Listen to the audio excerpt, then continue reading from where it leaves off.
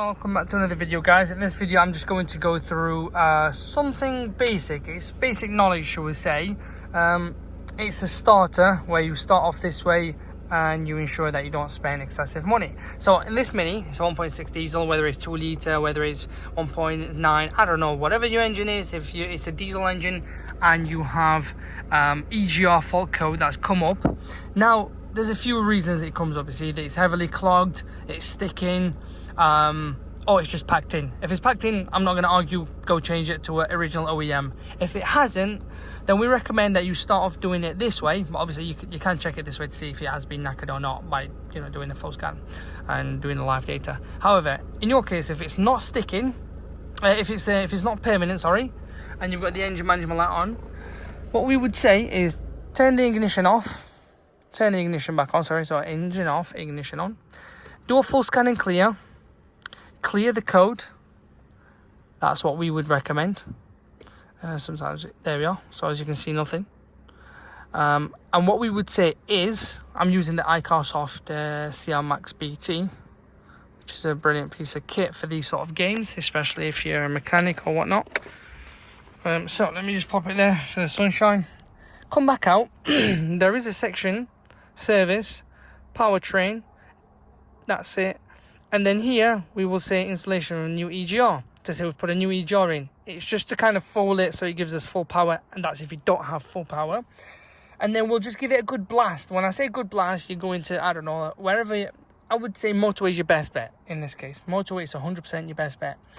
Do your normal 70 miles an hour. Make sure the rev is between 2.5, 3,000. If you can keep it at 3,000 and do like 30 minutes or so, but keep an eye on the temperature, engine temperature. You don't want that to overheat.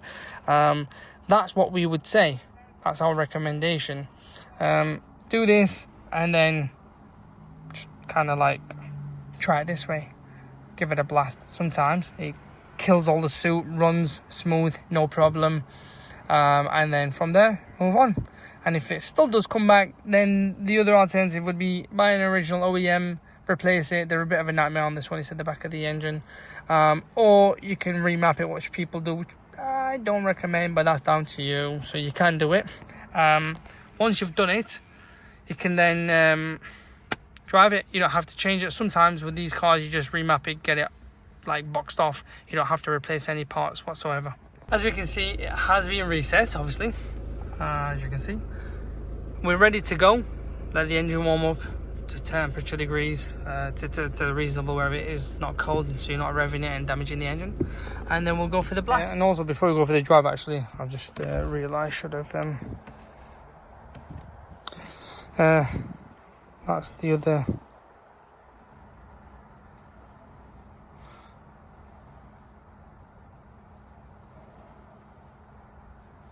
There we go. So this is another section. So for 3 minutes. So that's another section as well within the so that one, and jobs are good. Here we are, guys. We're back. We've done best part of 45-50 miles. There you are, engine running. And if we do a full scan, so we're back. We've done best part of like nearly 50 miles. No engine management light. And if we do a full scan, there we are. Nothing really.